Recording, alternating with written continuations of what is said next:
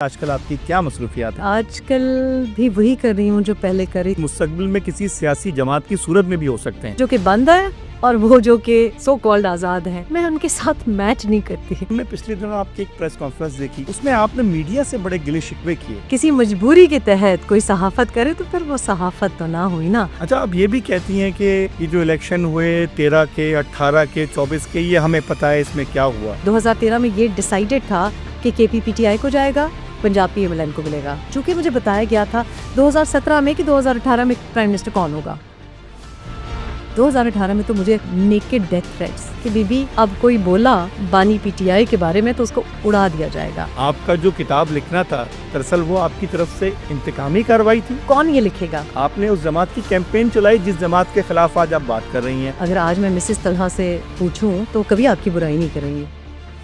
Miss Reham, आपने एक film भी प्रोड्यूस की अलबन जाना करके, उसके बाद दोबारा से उस तरफ रुझान नहीं गया आपका? फैसल भाई ने पैसे देना छोड़ दिया।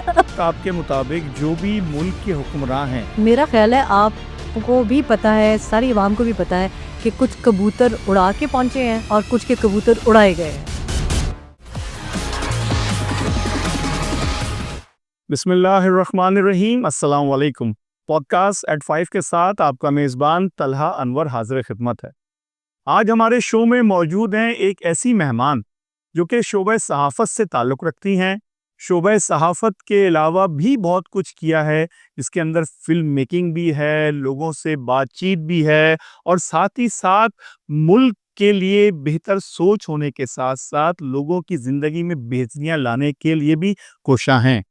इस मुख्तसर से तारुफ से पहले मैं आपको ये बता दूं कि हमारी खुसूसी दावत पे आज तशरीफ़ लाने वाली मोहतरमा जनाब रेहाम खान साहिबा आज हमारी मेहमान हैं। अस्सलाम वालेकुम। अस्सलाम वालेकुम तलहा। वालेकुम अस्सलाम, खैरियत से हैं? अल्हम्दुलिल्लाह बिल्कुल ठीक ठाक। मुझे अभी तक शायद अफ़सोस है कि मैं आपका इंट्रोडक्शन इतनी तफ़सील नहीं दे सका जिसकी आप हकदार थी। आप थोड़ा मुझे पहले ये बताएँ कि आजकल आपकी क्या मसरूफ़ियात हैं और क्या कर रही हैं? सब मिलियन डॉलर क्वेश्चन तलहा, सब यही पूछना चाहते हैं कि कर क्या रही हैं, आखिर आप करती क्या हैं, क्या करती रहते हैं? तो आई थिंक कि आजकल भी वही कर रही हूँ जो पहले कर रही थी। अब थोड़ा-सा डॉक्यूमेंट करना शुरू किया है, क्योंकि जो मैं 2012 में जब पाकिस्तान आई, तो तब तो एक फैमिली सिचुएशन की वजह से आई, अपनी वालिदा के लिए आई। लेकिन साथ मैंने सोचा था कि 1-2 प्रोग्राम करूँगी, शायद थोड़ा-सा टीवी पे काम करूँगी। जैसे लोग सोचते हैं ना कि बाहर इतनी मेहनत की है, बाहर इतने बर्तन धोए हैं, इतनी ड्राइविंग की है, पाकिस्तान में आके मैं ज़रा थोड़ा-सा अय्याशी करूँगी, लेकिन वो हो नहीं सका। उसको छुट्टी ना मिली जिसने सबक याद किया, तो आई जस्ट गॉट इन्वॉल्व्ड और वो जो खैबर पख्तूनख्वा की जो डायनामिक्स थे, वो सियासत या वो सीन जो मुझे बचपन का याद था और बलूचिस्तान का भी, जो 2 एरियाज़ जो मेरा एरिया ऑफ इंटरेस्ट भी रहे एंड ऑब्वियसली बिकॉज़ मैं वो ज़बान बोलती हूँ, उस कल्चर को समझती हूँ और उसकी नॉलेज ज़रा ज़्यादा थी। तो मैंने उस पे फ़ोकस करना शुरू किया, तो बहुत इश्यूज़ के अंदर मैं इन्वॉल्व हो गई और बहुत सी चीज़ें ऐसी हुई जो कि मुझे लगा कि लोग जो ऐवानों में बैठे हुए हैं ना, जो वो ड्राइंग रूम की सियासत करते हैं, जो कि सिर्फ़ पॉश सेक्टर्स में इस्लामाबाद के बैठे होते हैं या कराची के बड़े कोई हाई एंड रेस्टोरेंट्स में बैठे होते हैं, उनको पता नहीं है कि ज़मीनी हक़ाइक़ क्या है, लोगों की सिचुएशन क्या है। फिर कुछ अरसा गुज़रा तो मुझे समझ आई कि वो जानना चाहते भी नहीं हैं। वो शायद गर्मी में, धूप में आके देखना नहीं चाहते। वो देखना नहीं चाहते कि कहाँ-कहाँ गटर खुले हैं। उनको बदबू आती है, उनको तकलीफ़ होती है, तो वहाँ जाते ही नहीं, वो देखना नहीं चाहते।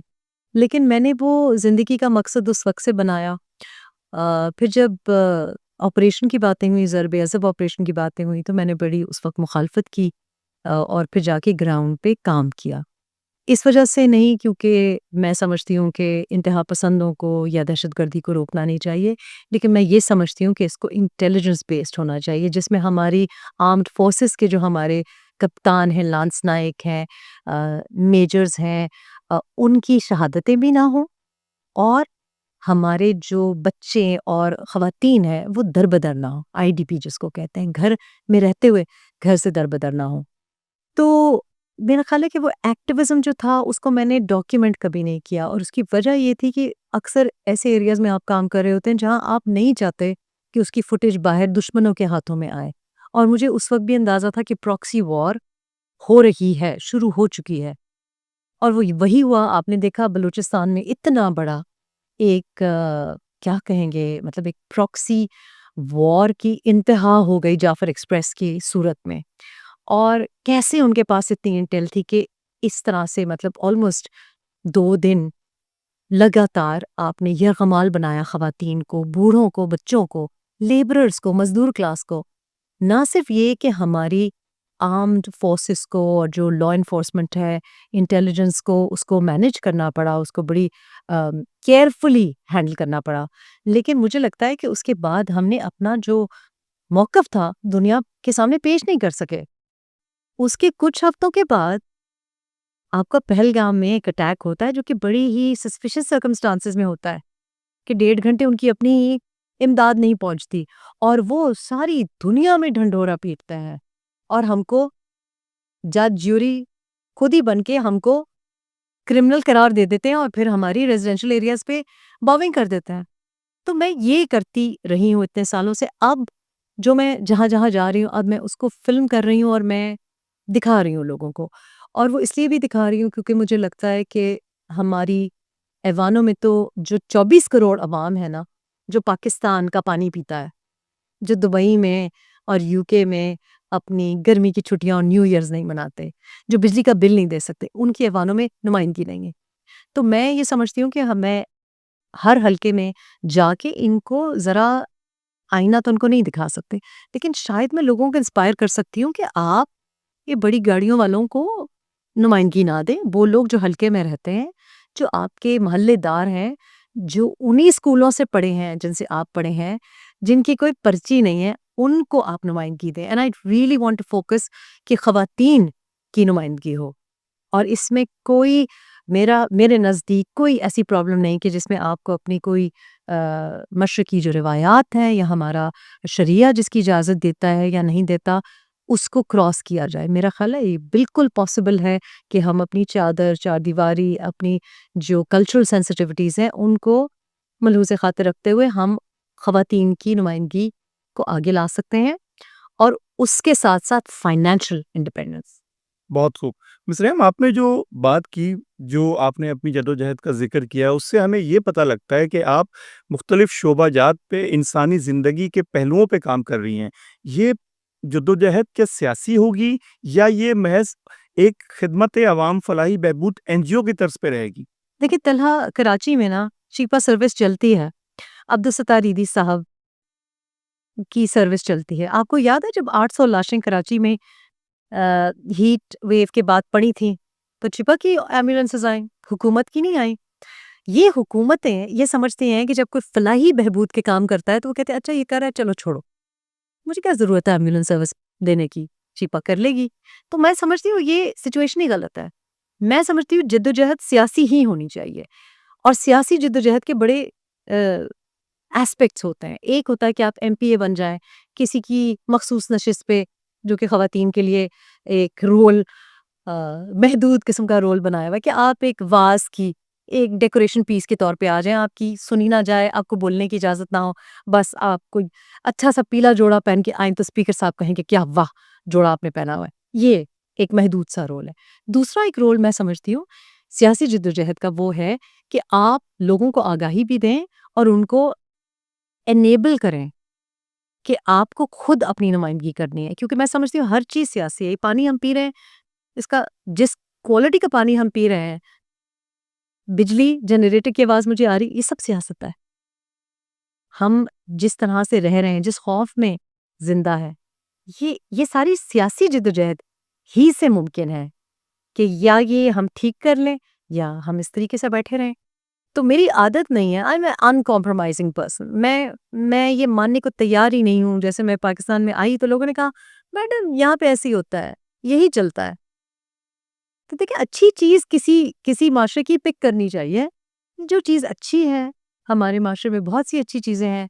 फॉर एग्ज़ाम्पल के बिजली भी नहीं आती 20-20 दिन, पानी भी नहीं आता, टैंकर को आप 18,000 रुपए भी देते, फिर भी पानी नहीं आता, लेकिन मुस्कुरा रहे हैं, ये अच्छी बात है।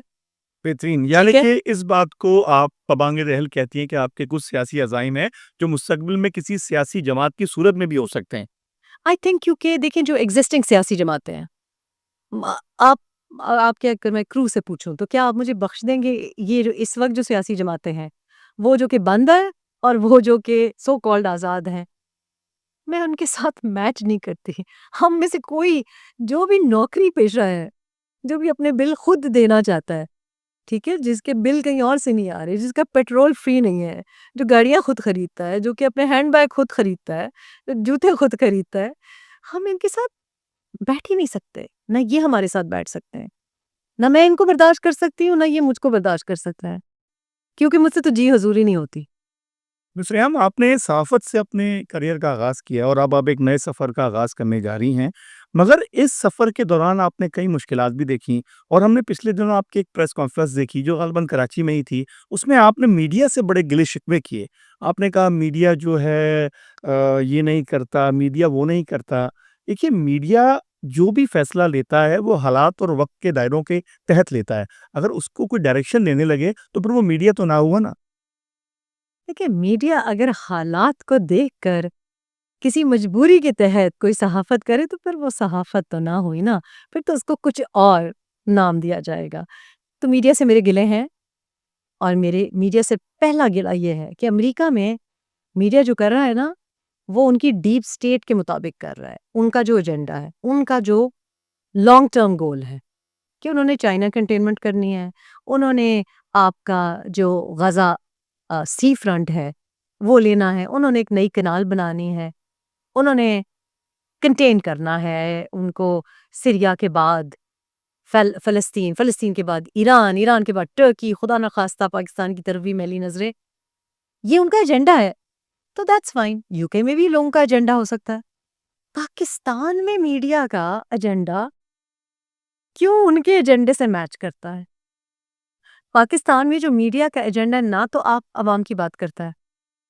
मीडिया जो है, आपको नहीं बताता। अगर मैं कोई बात ऐसी उजागर करूँ, फॉर एग्ज़ाम्पल मैं भी मानसेरा से आई हूँ। मेरा वालिद साहब का जो आबाई गाँव है, वो मानसेरा बेल्ट में आता है। वहाँ पे जंगलात में आग लगी हुई है, हर साल लगती है। मेन स्ट्रीम मीडिया को फुर्सत ही नहीं है। मेन स्ट्रीम मीडिया एक सियासी पार्टी और एक सियासी किरदार के बीच में से निकल ही नहीं पाता। और ये अब आप देखें कि उस दिन जब मैंने ये मुबारकबाद देने के लिए गई, प्रेस क्लब के जो सदर हैं, वो भी हमारे हमारे ही एरिया से हैं, और वो बहुत, मुझे बड़ी खुशी हुई कि दोबारा उनको सदर बनाया गया। मैं उनको मुबारकबाद देने के लिए गई थी। उन्होंने कहा जी प्रेस कॉन्फ्रेंस करें। मैंने प्रेस कॉन्फ्रेंस की और मैं उनसे गिला ये कर रही थी कि भाइयों, बीबियों, मुझे क्यों नहीं पता चला ग्रीन इनिशिएटिव के बारे में? आप मुझसे सवाल पूछ रहे हैं। अव्वल तो मुझसे ना पूछे, ज़रदारी साहब से पूछे, सदर साहब वो हैं। दूसरा ये कि ये चीज़ वायरल नहीं हुई, वायरल कुछ और हो रहा है। तो मैंने कहा कि वो तो अगर अपने को वायरल कर रहे हैं, इट्स फाइन। एक पार्टी का तो ये मौक़िफ़ हो सकता है, टारगेट हो सकता है। मीडिया क्यों, मतलब मुझे भी सामने देखते हैं। नहीं, मैंने नहीं सवाल का जवाब देना। आई एम नॉट इंटरेस्टेड। मुझे नहीं पता किसके कोर्ट केसेस चल रहे हैं, कौन अंदर है, कौन कितने अरसे अंदर है, कौन बाहर है, ना पूछें। मैंने कहा मैं तंग आ गई हूँ। अब आप उनकी ज़हानत देखें कि उन्होंने वो एक क्लिप निकाल के वो वायरल किया। पूरी 40 मिनट की प्रेस कॉन्फ्रेंस जिसमें मैं ये कह रही हूँ कि भई बताओ तो सही, शहबाज शरीफ प्राइम मिनिस्टर है, टीवी पे नहीं दिखाते हो तुम लोग। बताओ तो सही कि फील्ड मार्शल साहब को यूके इतने हाई प्रोफाइल विज़िट पे बुलाया हुआ था उस वक़्त। यूके बुलाया हुआ था, किंग ने बुलाया हुआ था, किंग चार्ल्स ने बुलाया हुआ था। मैंने कहा वो आप दे ही नहीं रहे हैं। तो मैं तो ये पूछ रही थी क्या कितने डॉलर मिल रहे हैं आपको कि आप नहीं बता रहे कि प्राइम मिनिस्टर कौन है? नहीं बता रहे कि फील्ड मार्शल को यहाँ कीनोट स्पीच देने के लिए बुलाया है। अब उन्होंने वो सारा का सारा, और ये मेरा ख़्याल है कि या तो मीडिया की काहिली है, या वो बहुत तेज़ है, या आप लोग बाकी बहुत सुस्त हैं। बिकॉज़ मैं समझती हूँ कि ये जो सहाफ़त हो रही है, ये 3+1 शोज़ जो हो रहे हैं, ये एक चीप लो कॉस्ट मॉडल है, जिसमें कोई भी आपने कंक्लूज़न नहीं देनी। आपकी नीयत नहीं है अच्छा प्रोग्राम प्रोड्यूस करने की, क्योंकि सस्ता मॉडल है। एक को इधर से बुलाएँ, को दूसरी तरफ से बुलाएँ, वो एक-दूसरे को थप्पड़ मारें, गालियाँ दें, बीच में एक कहे नहीं, नहीं, नहीं, बस ये आपका प्रोडक्शन मॉडल है। और हमने किया है 2012 से मैंने पाकिस्तानी 8 बजे का शो किया है, 10 बजे का शो किया है, और तब भी मैंने ये जो है ना, ये फ़ुज़ूलियात इजाज़त ही नहीं दी। उस वक़्त इतना बुरा नहीं था, उस वक़्त भी हमें एजेंडा मिलता था, उस वक़्त भी हमें 3 लाइन्स मिलती थी, मुझे भी मिलती थी, नहीं फ़ॉलो की। अच्छा, अब ये भी कहती हैं कि ये जो इलेक्शन हुए 13 के, 18 के, 24 के, ये हमें पता है इसमें क्या हुआ। आखिर ऐसा क्या हुआ? ज़रा हमारे व्यूअर्स को भी बता दें। देखिए 2013 में तो थोड़ा-थोड़ा हुआ।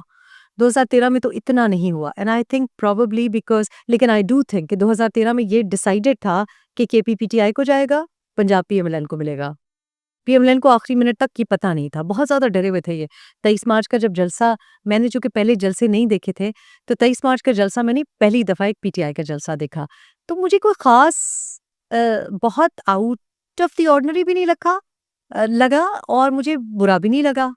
लेकिन जब मैंने तो जाके वहाँ पे देखा और नॉट ओनली सहाफ़त की नज़र से but actually because I had never seen a PTI जलसा मैंने कभी 23 मार्च का किसी का भी जलसा नहीं देखा था। तो मुझे काफ़ी डिसऑर्गनाइज़ भी लगा, कुछ अच्छी बातें लगी, मैंने बड़ा उसका फ़ेयर एक अकाउंट दिया। लेकिन उसके फॉलोइंग वीक मेरी कुछ मुलाकात इंटरव्यूज़ के सिलसिले में किसी से पीएमएलएन की लीडरशिप से हुई, तो मुझे लगा कि वो बड़े डरे हुए थे। तो मुझे नज़र आ रहा था क्योंकि मुझे लगा कि मैं तो अब नई आई हूँ पाकिस्तान में, मुझे क्या पता है?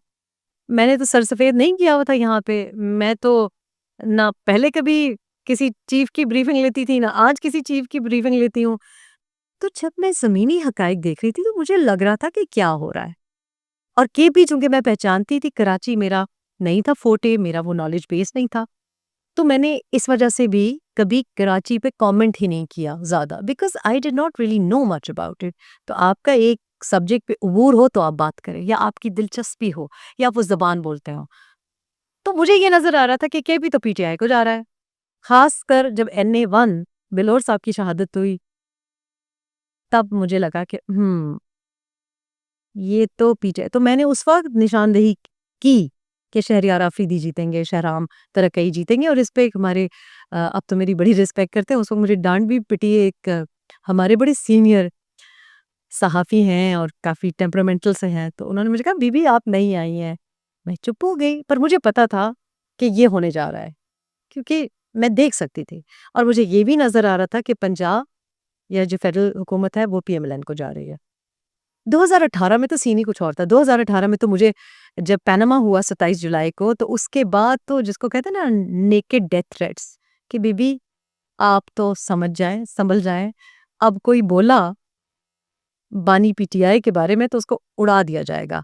पहले मेरे पीएस को ये डेथ थ्रेट आई, फिर मेरे जो पुराने कंटेंट प्रोड्यूसर थे उनको आई, फिर मेरा एक कोऑर्डिनेटर था उसके हॉस्टल पहुँच गए। मेरे पीएस की वालदा गवर्नमेंट स्कूल टीचर थी, उनको धमकियाँ। तो जब मुझे धमकी मिली तो फिर मैंने सोचा ओह! This is serious. मुझे बताया गया 10 साला प्लान है, शेरवानी तो वहीं जा रही है। आप तो ख़्याल करें आपके घर में 2 बेटियाँ हैं। बड़े बरादराना मशवरे भी आए, कुछ क्रिकेटर से भी आए फ़ोन कॉल्स कि हमारा दिल तुम्हारे लिए दुखता है, तुम क्यों ऐसे पंगे लेती हो? जाओ तुम कहीं हॉलिडे पे चली जाओ। जब मुझे ये थ्रेट मिली, तो मैं हूँ प्योर ब्लडेड पश्तून। तो धमकी नहीं माननी हमने। शराफ़त से, तमीज़ से, मोहब्बत से आप हमसे कुछ करा लें। लेकिन फ़रेब कोई दे और धमकी कोई दे वो अपनी गैरत के खिलाफ है। फिर मैंने 2 हफ्ते में बैठ के किताब लिखी। उससे पहले एक्चुअली मैंने नहीं सोचा था।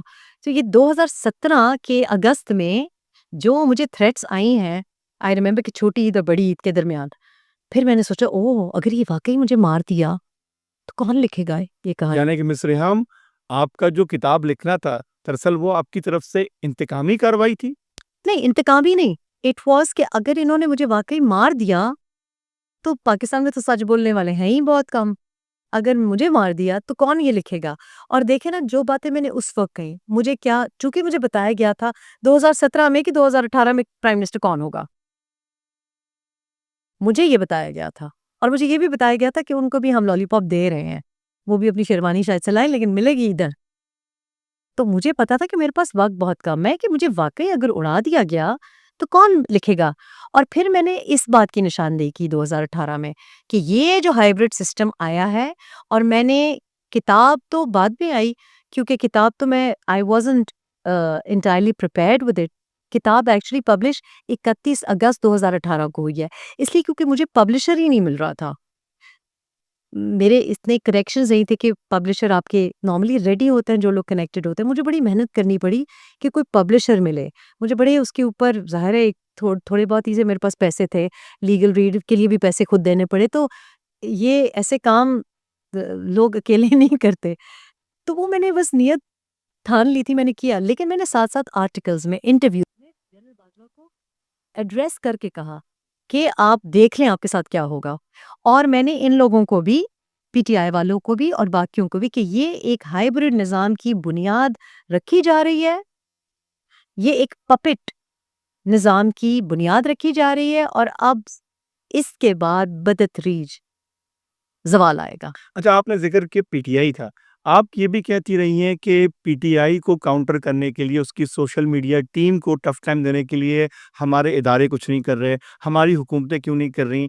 तो क्या आप नहीं समझती कि किसी को गैर ज़रूरी तौर से उसके जमहूरी हक से, आज़ादी इज़हारे ख़याल राय से महरूम करने के लिए उसको कैद कर देना, उस पे कदम लगाना नामुनासिब अमल नहीं? नहीं, मैंने कभी ये नहीं कहा कि किसी और को कर्व करें। मैंने हमेशा ये कहा है कि आप अगर टैंक आ गए हैं आपकी दुश्मन के पास, तो आप नेल क्लिपर के चाकू के साथ उसका मुकाबला नहीं कर सकते। मैं मुकाबला करने में बिलीव करती हूँ। मैं लोगों को बंद करने में, लोगों के ऊपर जबर करने पे, ये तो कोई जीत ना हुई ना। मैं तो पीटीआई नहीं हूँ कि बैक स्टैब करे। ये तो पीटीआई की रीत है ना कि एक खातून, एक घरेलू खातून और उसके बच्चों को आप, जो कि बिल्कुल जिसको पता ही नहीं है, आप अनसस्पेक्टेड उस पे अटैक कर रहे हैं। किताब आई 2018, 31 अगस्त 2018 को हार्पर कॉलिन्स ने पब्लिश की।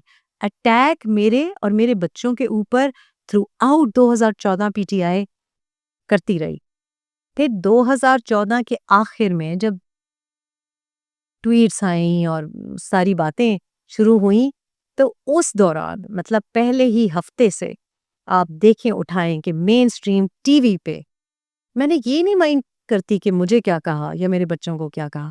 जो ज़बान इस्तेमाल की गई, वो गैर मुहज़्ज़ब ज़बान है कि आप टीवी पे इस्तेमाल करें जहां आपकी फैमिली बैठी हुई है, जो मेरे लिए इस्तेमाल की गई।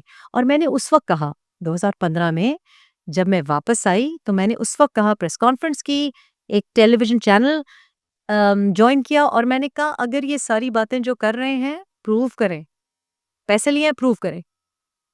अगर आप कह रहे हैं कि इनके कुछ ऐसे कनेक्शंस हैं, प्रूव करें, take me to court, arrest me. मैंने कहा ये बातें मैं तो बर्दाश्त कर लूंगी, रेहाम खान बर्दाश्त कर सकती है, मेरी बेटियां भी बर्दाश्त कर सकती हैं, आप नहीं बर्दाश्त कर सकेंगे जब आप पे ये बात आई। और आपने देखा कि फिर वो हुआ, वही कुछ हुआ और वो बर्दाश्त नहीं कर पाए। क्योंकि जब भी आप किसी की किरदार कशी करते हैं, लोगों की किरदार की धज्जियां उड़ाते हैं या लोगों को पर्सिक्यूट करते हैं, हर शख्स से ये तवक्को करना कि वो मुस्कुराता रहेगा इज अनरियलिस्टिक। हर बंदा एक जैसा नहीं होता। तो मेरे ऊपर तो अटैक्स 2014 से शुरू हुए, 2015 के आखिर में इंटेंसिफाई हुए, फिर पूरा 2016, 2017, 2018 इसलिए आई एम सॉरी टू मैंने इंटरप्ट यू। आपने सुना। कहा कि 2014 से आपकी किरदार कशी का आगाज़ कर दिया, जिस जमात का आपने नाम लिया। जी, मगर आप जब उस जमात के साथ मेरा लिंक भी जोड़ा मगर जाता। आपने उसके बाद उसी जमात की कैंपेनिंग की। ज़मनी इंतख़ाबात में जाके आप हरीपुर में वोट माँगती रहीं उस जमात के बानी के लिए, और आपने ये भी कहा हम वज़ीरिस्तान भी जाएँगे। आपने उस जमात की कैंपेन चलाई जिस जमात के खिलाफ आज आप बात कर रही हैं। तो आपका ये स्टांस क्या नहीं समझती कि दोहरी पॉलिसी है? नहीं, दोहरी पॉलिसी बिल्कुल नहीं है तलहा।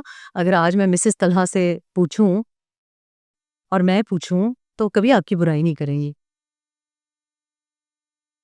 वो कभी बुराई नहीं करेंगे। और यही सवाल मैंने है ना कि आपने जानते-बूझते आँखें बंद कर ली थी। जानते बूझते की बात नहीं होती। आप एक हाँ, देखिए, थोड़ा आप सच तो आदमी जब भी देखिए, बोलता है। मुझे लगता है तलहा कि मैं I will be very very blunt, दिल खोल के मैं आज आपसे बात करूंगी।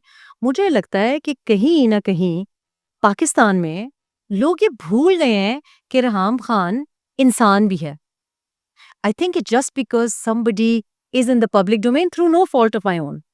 मैंने नौकरी की, आपने कहा सहाफत से जुड़ी, बच्चों को पालने के लिए, ठीक है। मैं पाकिस्तान आई अपनी वालदा के लिए, मेरे वालिद साहब की डेथ हुई थी। ये था वो लंदन प्लान। मैं उनके लिए वापस आई। उसके बाद मैंने एक सिंगल आदमी से शादी की, क्योंकि मेरे प्रिंसिपल्स में किसी की दूसरी बीवी बनना वाज नॉट पॉसिबल। और जब पाकिस्तानी खवातीन या कोई भी खातून हो, जब आपका कोई बहुत बुरी तरह से पीछा करता है, तो ये आप शायद, चूंकि मर्द है शायद आप नहीं समझ सकते, लेकिन मैं वजाहत कर रही हूँ। फिर जब आपकी शादी हो जाती है तो आप हर कोशिश करते हैं चीजें संभालने की, चाहे उस शख्स में कोई मसला हो, आप पर्दे डालने की भी कोशिश करते हैं। ज़िमनी इलेक्शंस हरीपुर, मैं कैंपेनिंग के लिए नहीं गई थी। अपनी वीडियो मैं मौजूद है मैं सोशल मीडिया मैं वज़ाहत करती हूँ। मैंने यही कहा ना पर कि भी मौजूद है। मैंने कहा तलक, चूँकि पाकिस्तानी कौम शायद भूल गई है कि मैं थोड़ा-सा इंसान हूँ, ठीक है? इतना रोबोट। और मैंने आपको कहा कि मैं ये बर्दाश्त कर लूँगी, लेकिन कल अगर आपकी बेटी से किसी ने खुदा न खास्ता इस तरह से इनह्यूमेन रवैया रखा जो कि मेरे साथ रखा गया है, वो नहीं बर्दाश्त कर पाएगी। मैं तो उसे बहुत ज़्यादा बर्दाश्त कर सकती हूँ। So let me explain. जब हम ज़िमनी इलेक्शंस की बात करते हैं हरीपुर की, ये जुलाई-अगस्त की बात है, जो कैंडिडेट वहाँ था, वो कैंडिडेट मेरी, चूँकि मेरी वालदा का ताल्लुक हरीपुर डिस्ट्रिक्ट से था, और जिस कैंडिडेट की कैंपेनिंग के लिए हम गए, वो मेरे नाना की फैमिली फ्रेंड्स हैं। यानी कि वो जिसका चाचा है, वो बच्चा हमारे घर में पला है। ये मैं, इसका ताल्लुक बनी गाला से नहीं है। अब हमारी तरफ ये रिवाज है, आई am not sure, I am sure Karachi में भी ये रिवाज है, कि जब आपकी किसी के साथ सोशल इंटरेक्शंस होती हैं, फैमिली फ्रेंड्स होते हैं, तो वो तवक्को आपसे ये करते हैं, अगर आप रेहाम खान हो या ना भी हो, किसी की पॉलिटिकल कनेक्शन में अहलियां हो या ना भी हो, तो वो आपसे तवक्को करते हैं कि आपको गाँव बुलाते हैं और तमाम बीबियां आके सारा जो आपका अवाम है उसको बताती हैं कि अच्छा जी, इधर ठप्पा इत्थे लाई, ठीक है? फिर आप उनको बताते हैं कि जी राजा साहब हैं, ठप्पा इत्थे लाई। फिर उनको रटाते हैं कि अच्छा ये टांगे पे, अच्छा टांगे पे। फिर वो कहती हैं रिक्शे पे, नहीं नहीं नहीं टांगे पे। तो हम ये बचपन से करते आए हैं, ये एक तरीका है। मुझे ये बताया गया था, यही बताया गया था कि अच्छा ये आपके भांजे के दोस्त के चाचा हैं, और मेरे नाना की भी, जैसे मैंने आपको बताया, और ये आपकी वालदा का वो है, हम आपको आपकी वालदा का गाँव दिखाएँगे, क्योंकि मेरी पैदाइश पाकिस्तान की नहीं है, मैंने वाक़ई अपनी अम्मी का गाँव नहीं देखा होता। तो मुझे ये बताया गया था, और ये बताया गया था कि आपको हम पनिया दिखाएँगे, और ये बताया गया था कि बस वो लंच होगा और वहाँ पे मतलब जैसे शामियाने लगे होते हैं ना, ख़वातीन की तरफ जाएँगे। ये तो मुझे बताया ही नहीं गया था कि मैं घर से निकलूँगी और पीछे अनाउंस कर दिया जाएगा कि जी भाभी की अमली सियासत। Nobody discussed this with me. ना मुझे पता था, ना मेरे बच्चों को पता था, ना मेरी फैमिली को पता था, और मुझे ये भी नहीं पता था कि इस हलके का नंबर क्या है या क्या। जब मैं वहाँ पहुंची, आपको ये भी नहीं पता था कि वो किस जमात के टिकट पे खड़े हो? नहीं नहीं, मैं तो obviously, there is no harm in supporting, ये तो सारी दुनिया में होता है। क्या डेविड कैमरन की बीवी उसके लिए कैंपेनिंग नहीं करती, दरवाजे नहीं खटखटाती, उनकी जमात के लिए कैंपेनिंग नहीं करती? इसमें तो कोई, क्या आज अनुष्का शर्मा हर मैच पे विराट कोहली को सपोर्ट नहीं कर रही होती है? तो आप अजीब सी बात करते हैं। भाई जो भी आपका हस्बैंड करता है, से आपका हस्बैंड डेंटिस्ट होगा और उसकी रिसेप्शनिस्ट चली जाएगी, बीमार हो जाएगी, उसके घर में फौतगी हो जाएगी, तो आप नहीं कहेंगे कि मेरी रिसेप्शनिस्ट नहीं है, तुम खड़ी हो जाओ। हमने तो ऐसे ही देखे हैं, हमने तो अपनी वालदा को भी ऐसे देखा है। आपको तो पता है, ये तो पाकिस्तान की तो हकीकत नहीं है, ग्लोबल हकीकत है। हम तो वो मुल्क हैं जनाब कि जहां आपका 56%, 56% जो काम कर रहा है ज़राअत के शोबे में, वो उसको पैसे नहीं मिलते। क्यों? क्योंकि वो माँ है, वो बहन है, वो भाभी है, वो बेटी है। तो आपकी तो आदत है ख़वातीन से मुफ्त में काम कराना, फिर उनको ज़लील कराना। जिस दिन रोटी ठंडी हुई उस दिन उसको तीली लगा के जला देना और कहना खुद इसने आग लगा दी। तो रेहाम खान के साथ भी वही हुआ है जो हर पाकिस्तानी खातून के साथ हुआ है कि अच्छा जी, वो जल गई, वो उसने अपने को जला दिया, फिर वो चल के जाके खाई में खुद गिर गई। तो ये बातें ना अजीब सी यानी कि आपके बकौल आपने सैक्रिफाइस किया। नहीं, आपके ज़हन में कहीं ये बात नहीं थी कि मैं भी मुस्तकबिल की खातून अव्वल हो सकती हूँ? Absolutely not. उसकी वजह ये थी, और मैं आपको ये भी बताती हूँ कि मेरे साथ अगर कोई भी हो तो मैं उसको मफाद परस्ती ना करने दूं, चाहे वो मेरा बेटा हो, चाहे वो मेरा भाई हो, मैं उससे अलहदा हो जाऊं। इस तरह से, जिस तरह से 2018 में जो कुछ भी शेरवानी मिली, ये मेरा तो ख्याल है कि इसका कोई फायदा नहीं। इख्तियार के बगैर पोजीशन का मिलना चपड़ासी इज़्म है, तो मैं चपड़ासी बनने की कायल नहीं। और मैं ना चाहूँ, देखिए जिस जिस इंसान की आप दिल से इज़्ज़त ना कर सकें, कॉम्प्रोमाइज़ आपको नज़र आए, मेरे साथ ये साहब कभी भी वज़ीर-ए-आज़म नहीं बन सकते थे, क्योंकि ये करना पड़ता और ये मैं नहीं कर सकती थी। ये जिन्होंने उनको वहाँ तक पहुँचाया है, ये उन्हीं का कमाल है।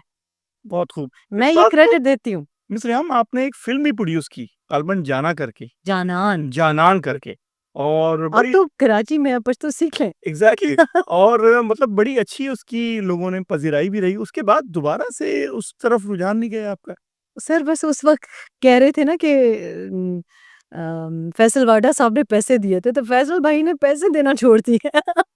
नहीं, actually it is a problem. वो मैंने फ़िल्म जब शुरू की तो उस वक़्त हमारे पास, मैंने 2013 में मेरे पास किसी की अर्ज़ी आई, अ, हमारे एक दोस्त की, कि ये लड़का बैठा हुआ है मेरे सामने और आपने इसका काम करना है। अच्छा, ये मेरी ज़िंदगी में बड़ा मसला है कि मुझे ना लोगों के काम करने में इन्वॉल्व कर देते हैं।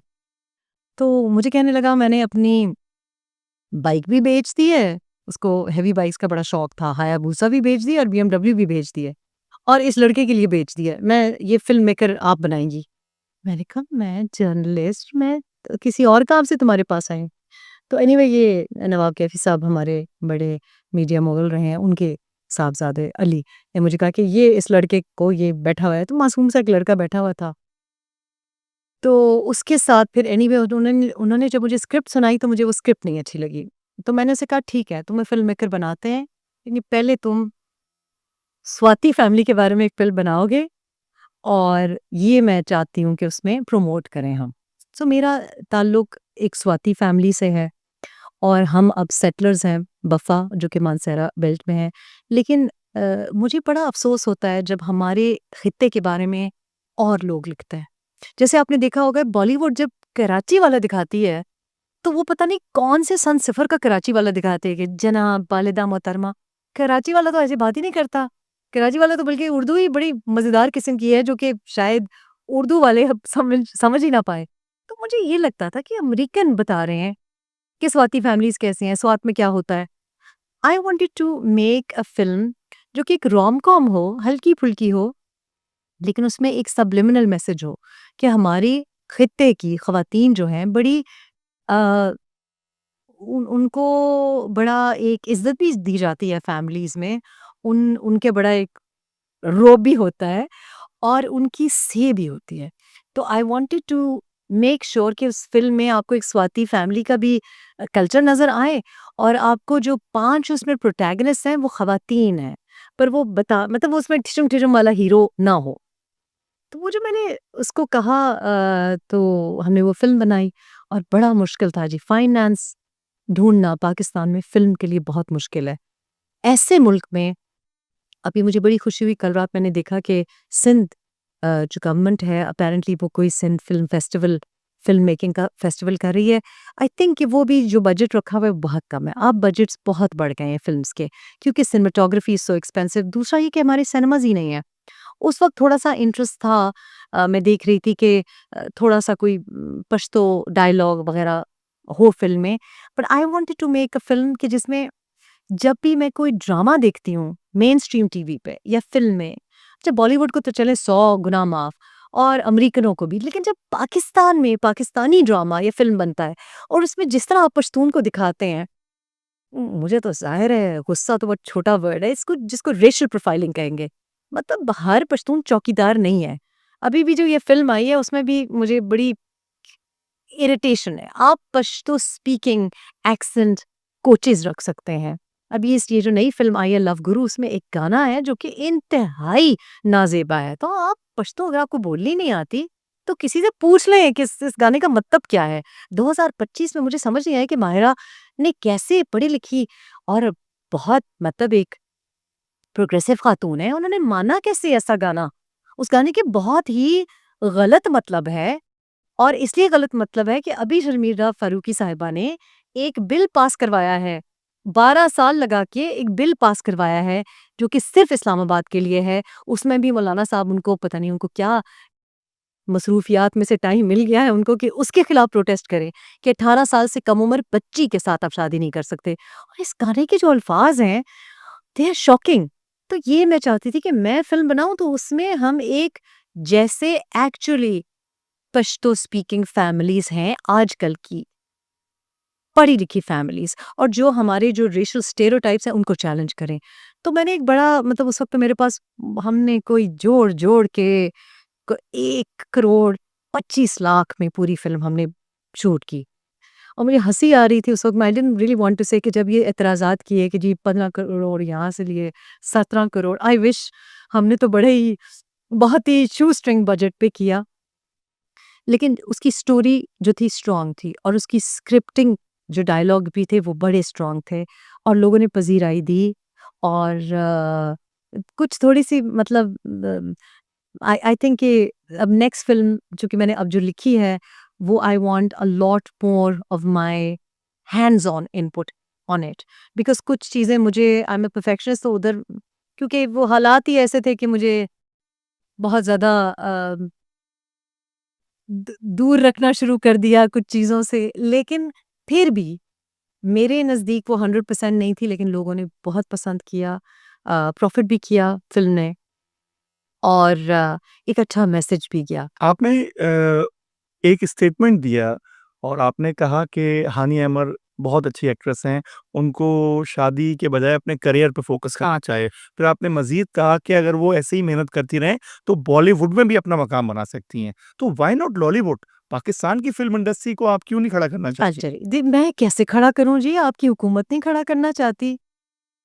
जो इदारों पे बिठाए हुए हैं, जिनका कोई ताल्लुक ही नहीं है फ़िल्म मेकिंग से, जो मिनिस्टर्स बिठाए हुए हैं, जिसका काम उसी को साझे वाली बात है, तो बेचारी हानिया क्या करे? वो तो हानिया की तो मैं कहती हूँ कि मेरे अगेन यही ये जो मेरा भांजा है जिसकी मैं आपको बता रही थी जिसकी वजह से हरिपुर में कैंपेनिंग की, उनकी ये बड़ी क्लोज़ फ्रेंड थी, ये साथ पढ़ते थे, और यूसुफ खान ने मुझको ऐसे डब स्मैश पे एक बच्ची की दिखाई। तो जब वो मैं फ़िल्म लिख रही थी तो मुझे थोड़ा-सा I wanted to, because story तो उसमें स्टोरी तो फ़िल्म की एज़ सच इतनी कॉम्प्लिकेटेड होने की ज़रूरत नहीं होती। कैरेक्टराइज़ेशन बड़ी इम्पोर्टेंट है, जो कि हम अब नहीं करते। जैसे पुराने जो हमारे ड्रामास थे, जैसे तन्हाइयाँ हो गया या इवन धूप किनारे वगैरह, उसमें कैरेक्टराइज़ेशन पे बड़ा काम किया जाता था कि लिबास ऐसा पहनेगी आनी, बोलेगी ऐसे, कुतुबुद्दीन का बादशाह ऐसा होगा। I wanted to focus on that. तो जब हमने कास्टिंग की तो एक तो एक्ट्रेस की भी बड़ी कमी थी, फीमेल एक्ट्रेस की बड़ी कमी थी। I was looking for someone कि जो कि हमारी तरह का नाक नक्शा हो। And I couldn't find anyone. जो लीड थी उसके लिए हमें एक फॉरेन एक्सेंट चाहिए था, इसलिए अरमीना का इंतखाब किया, बिकॉज़ उस वक़्त कोई ऐसी लड़की नहीं थी जो कि फॉरेन एक्सेंट ओवरसीज़ पाकिस्तानी लगे। तो जब मुझे यूसुफ खान ने दिखाया कि ये मेरी एक फ्रेंड है देखिए, तो मैंने देखा तो मैंने कहा 1 मिनट, तो हमने रोल हानिया के लिए लिखा। वो जो बच्ची का रोल है, कस्टमाइज़ रोल लिखा। कस्टमाइज्ड रोल लिखा, because she was like that in the dub smash, और वो थी बड़ी वो कि मैं हुई इतनी क्यूट। तो वहाँ से हमने उसका वो एक बबली एनर्जेटिक सा रोल लिखा, जिसमें वो लड़की बेसिकली क्या है कि, और वो आपको पता है वो लगती भी हमारा उसका जैसे नाक नक्शा है, जिसकी वज़ह से अब पूरी दुनिया उसको एप्रिशिएट कर रही है। लेकिन एक्ट्रेस तो वो ऑब्वियसली इट्स इनबॉर्न, वो तो पहले दिन जो सेट पे आई, और उस वक़्त मैंने इनकी अम्मी को और सारी फैमिली को बड़ा मतलब मुझे आमादा करना पड़ा, क्योंकि ज़ाहिर है देखें वो एबटाबाद से वो फैमिली थी उस वक़्त, और अम, फ़ि फ़िल्म में आने को या मीडिया में आने से पेरेंट्स बड़े घबराते हैं। तो मैंने काफ़ी उनको फ़ोन पे मैं उनको समझाती थी कि नहीं, मैं सेट पे बैठी हुई हूँ, मेरी अपनी बच्ची बैठी हुई है, बिल्कुल सेफ माहौल है, और माहौल भी हमारी फ़िल्म का बिल्कुल क्लीन था। किसी चीज़ की इजाज़त नहीं थी। मतलब मेरे कुछ उसूल हैं जिस तरह से मैंने टीवी किया है और जिस तरह से फ़िल्म भी की। बल्कि इनफैक्ट बड़ी क्लीन डाइट पे भी हमने रखा, मैकडॉनल्ड्स भी अलाउड नहीं था। तो वो बच्ची उस वक़्त, एक तो मेरा ख़्याल है कि लोग अपनी किस्मत खुद बनाते हैं। उसमें वो था कि उसने डब स्मैश, उस वक़्त तो ये टिकटॉक वग़ैरह कुछ नहीं था। Exact she had the talent. आज भी Hania is a success because not because वो एक्टिंग अच्छी करती है। कभी-कभी रोल्स उसको इतने अच्छे नहीं मिलते जितना मुझे लगता है कि उसको देने चाहिए। लेकिन सोशल मीडिया पे वो कितनी मेहनत करती है। वो एक हार्ड वर्किंग फ़ोकस्ड लड़की है, और मैं इसलिए कहती हूँ क्योंकि मेरे लिए वो मेरी बेटी की तरह है, और आई थिंक कि लोग सिर्फ़ वसीला होते हैं। एंड उस फ़िल्म के बनाने में हानिया तो obviously is a film star है, हीरोइन, लेकिन बहुत से और लोग भी बने। जैसे मैंने कहा कि वो इमरान काज़मी भी एक मतलब फ़िल्म मेकर रजिस्टर हो गया। जो डायरेक्टर था अज़फ़र, उसको भी मतलब एक बड़ी ब्रेक मिली, एक बड़ा नाम मिला। और उस वक्त तो फिर एक बनी गाला कनेक्शन भी बाद में मिल गया, पर फिल्म हमने पहले शुरू की थी। इसके अलावा Usman Khalid but, very proud of him. हमारे उस्मान मुख्तार, तो मेरा फोकस ये था कि क्योंकि आप लोग कराची में बैठते हैं ना, तो कराची वाले हम लोगों को घुसने नहीं देते, तो मैं इस्लामाबाद, एबटाबाद, हज़ारा, केपी, क्योंकि आई नो कि हमारा पैच बड़ा टैलेंटेड है, मैं चाहती थी यहीं पे बैठ के हम फिल्म बनाएं। एंड एक्चुअली मेरा उस वक्त टारगेट ये था कि हम वहीं एक फिल्म सिटी बनाएं कि बच्चे कराची ना आना पड़े। हमारा आज जो स्टार है ना, आप देखें, चाहे वो करीना कपूर ही क्यों ना हो, पेशावर से सबका आगाज है। राज कपूर हो, फिरदौस जमाल हो, यूसुफ खान, दिलीप कुमार हो, शाहरुख खान। इमरान अशरफ, नहीं अभी भी जो हमारे जो जो टैलेंटेड हैं, शफात अली, ये अंदरून पेशावर, हमारी ये जो बच्ची है, अभी एक और इनफैक्ट अमीर गिलानी, ये सारी पेशावर में बहुत टैलेंट है, हजारा में बहुत टैलेंट है, लेकिन एक्सेस नहीं होती ना, हर कोई कराची नहीं आ सकता। So that was my ambition with that, and all of them माशाल्लाह they all done really well. हमारा जो जो बच्चा उस वक्त कलर ग्रेडिंग पे था, आज माशाल्लाह बहुत अच्छा काम कर रहा है वो। अभी मेरी उससे मुलाकात हुई, तो अब व्हेन आई सी देम, जब मैं कुछ उनको अच्छे पहनावे में देखती हूँ, तो मुझे बड़ी यू नो अच्छा लगता है। समीर हमदानी आजकल बहुत अच्छा काम कर रहे हैं, he is become a director, and he had that, and I also new कि इनकी फैमिली की सिचुएशंस क्या है। एक-एक बच्चे की फैमिली की सिचुएशन मुझे पता थी। तो आई नो कि हानिया जैसी बच्ची, आपको पता है कोई प्यारी बच्ची 17 साल 18 साल की होती है, उसको कहते हैं जी ये तो बड़ी खूबसूरत है, इसकी शादी करा दें। तो ये देखिए ना, वो व्हाट हैज़ शी डन, वो मतलब बेटों से ज़्यादा, जिसमें एक फ़िल्म मतलब का मशहूर मकालमा है ना कि हमारी छोरियाँ छोरों से कम है क्या? हाँ, नहीं, वही वही वाली बात। भाई छोरे तो हमारे हैं ही कम, लेकिन हमारी छोरियाँ हमेशा से, लेकिन you see what I am saying is कि उसने उसने जो जो हानिया ने किया या जो समीर ने किया, समीर तो ऑब्वियसली एक्टिंग नहीं कर रहा, तो मे बी, पर मुझे तो पता है ना कि कौन-कौन सा बच्चा कहीं पहुँचा है। एंड आई जब भी मैं, अब जैसे हानिया की अगर मैं कहीं पिक्चर देखती हूँ, मेरे दिल में ये खुशी नहीं होती कि she is a film star, दिल में ये खुशी होती है कि she has delivered for her family. उसने अपनी माँ के लिए, अपनी बहन के लिए जो किया, that's what I want Pakistani women to do. Very bad. And I think कि आपने कहा ना लॉलीवुड, लॉलीवुड में बेचारी उसको, मतलब कोई सिनेमाज़ तो आप खोलें पहले, सिनेमाज़ आप बंद कर रहे हैं। सिनेमाज़ सारे के सारे आपको पता है किनके हाथों में हैं और बंद भी पड़े हैं। उसके बाद फ़िल्म मेकर्स, मतलब आपकी सिनेमेटोग्राफी में लोगों को तरीका ही नहीं आता, कलर ग्रेडिंग के लिए, एडिटिंग के लिए, साउंड मिक्सिंग के लिए हम थाईलैंड जाते हैं। आप देखिए ना कि हमारा क्या यहाँ पे इंफ्रास्ट्रक्चर ही नहीं है। फिर जो लॉबिइंग है, जैसे पॉलिटिक्स में लॉबी होती है ना कि सब अपनी फैमिली को रिजर्व सीट्स पे ले आते हैं। आई एम सॉरी, मैं तो ब्लंट बात करूँ, ये कराची में भी है कि चाहे बच्चे में टैलेंट हो ना हो, इधर भी है। जैसे पॉलिटिक्स में डायनेस्टीज बनी हुई हैं, आपके फिल्म और ड्रामा सीन में भी है। एग्ज़ैक्टली। हर बच्चे में वो टैलेंट नहीं होता जो बाप में था।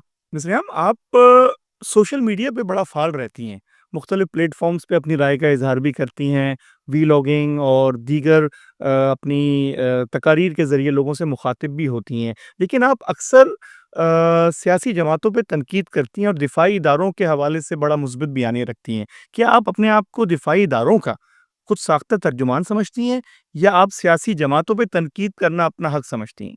देखिए, जो सियासी जमातें जिनको आप कह रहे हैं, उनको सियासी जमात कहना तो मेरा ख़्याल है गलत बात है।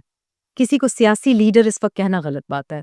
और दिफ़ाई इदारों की मैं बिल्कुल तर्जुमान नहीं हूँ। उनके तर्जुमान बहुत हैं जिनको बहुत कुछ मिल रहा है। हमारे साथ ना कोई डायरेक्ट, कोई ना तो मुझे बाहर से डॉलर आ रहे हैं, ना मुझे यहाँ से कायदे-आज़म आ रहे हैं, बिल्कुल भी। मैं जो कुछ कर रही हूँ, लेकिन मैं आई बिलीव के साफ बात करनी चाहिए। अब मेरा ख़्याल है ये बात करने वाली है ना कि इस वक़्त एज़ वी स्पीक ट्रम्प साहब ने 2 लीडर्स से बात की। ये उनके अल्फाज मैं दोहरा रही हूँ। ये रेहाम खान नहीं है जो कह रही है। ट्रम्प साहब कह रहे हैं कि दोनों लीडरान से मेरी मुलाकात हुई है। मोदी जी अभी होके गए हैं। उन्होंने ये किया और दूसरे लीडर के लिए उन्होंने ज़ोहराना दिया। ये ट्रम्प साहब हैं जो हमारे दिफ़ाई इदारे के तर्जुमान हैं, मैं नहीं। मैं तो आपको न्यूज़ कास्टिंग के तौर पे बता रही हूँ कि प्राइम मिनिस्टर है, जो प्राइम मिनिस्टर ही को नहीं पता कि प्राइम मिनिस्टर है।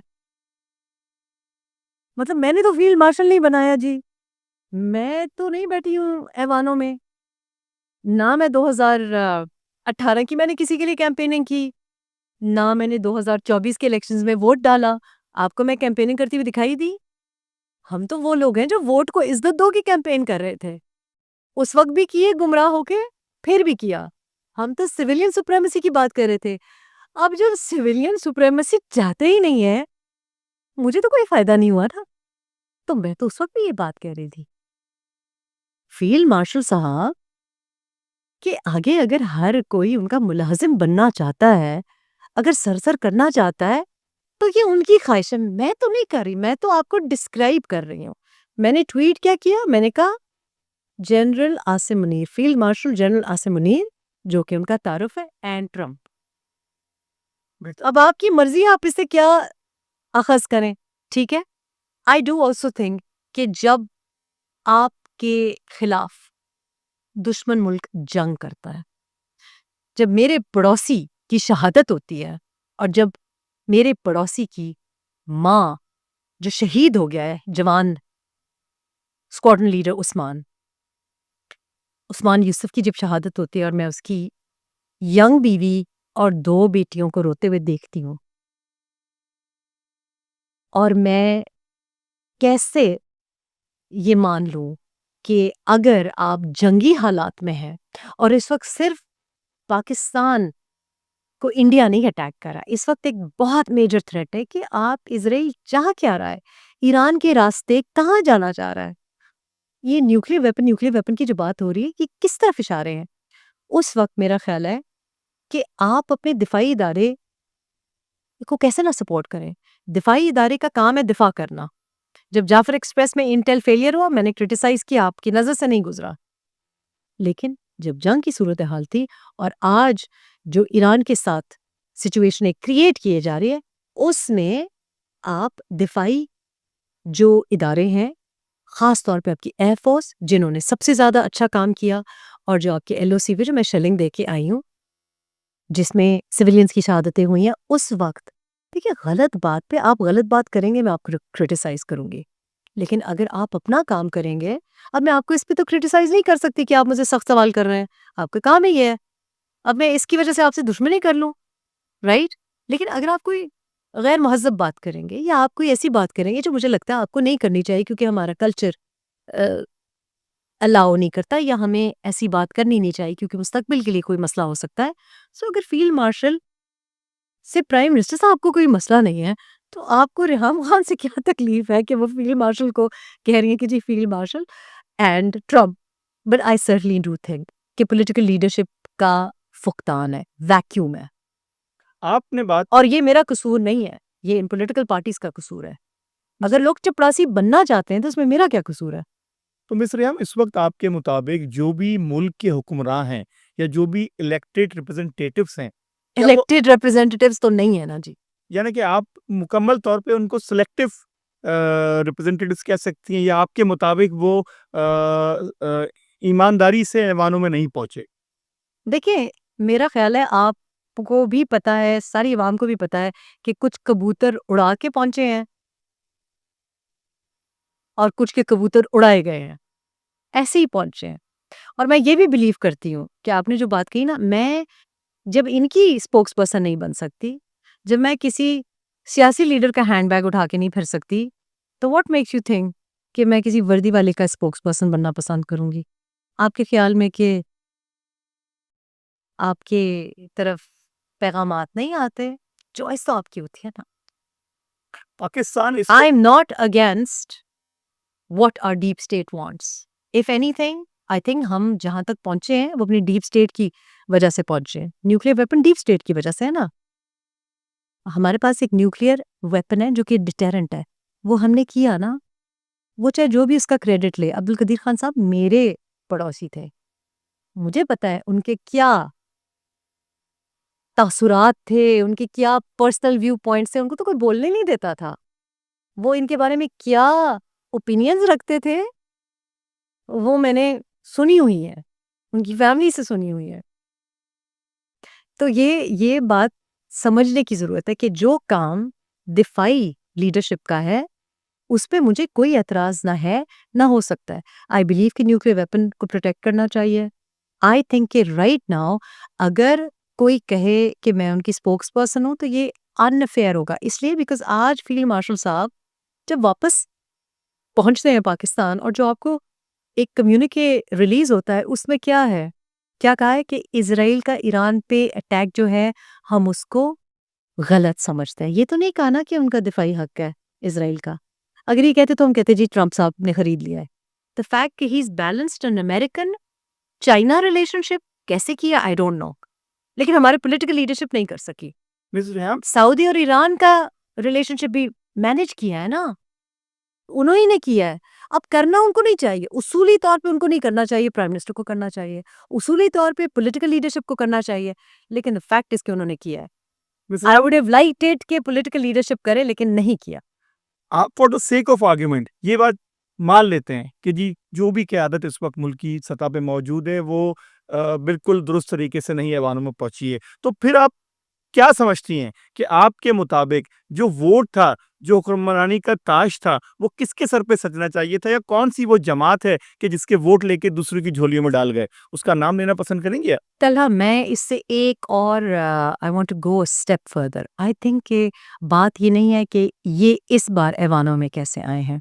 यू नीड टू अंडरस्टैंड कि जब आप कह रहे हैं ना कि फॉर एग्जांपल आप कहना ये चाह रहे हैं ब्लंटली पुट कि आपका ख्याल है कि पीटीआई का वोट पीएमएलएन को दिया गया। नहीं, ऐसा नहीं हुआ। पीटीआई को केपी दिया गया, पीटीआई को केपी दिया गया। 13 की बात कर रही हैं? अभी की बात कर रहे हैं। पीटीआई को केपी 2024 में दिया गया और पंजाब पीएमएलएन तो नहीं कहना चाहिए, जो भी कोalition है उसको दिया गया। ठीक है, बलूचिस्तान में जो हुआ, कराची में जो हुआ, दूर ही क्यों जाएं, कराची ही देख लें। ठीक है, I don't agree with that और उसकी रीजन है। एंड इट्स नॉट कि जी पीटीआई का वोट नहीं मिला या पीएमएलएन का वोट नहीं मिला। There is it's a deeper, ये समझने वाली बात है। बात ये है कि ये लोग जो ऐवानों में जा रहे हैं, जिस तरह से जा रहे हैं, ये गलत है। आपको लगता है ये पीटीआई, ये जेयूएफ है, ये पीएमएलएन? नहीं, ये एक है, ये एक है। ये 22 फैमिली थी जब पाकिस्तान बना, अब 5 है।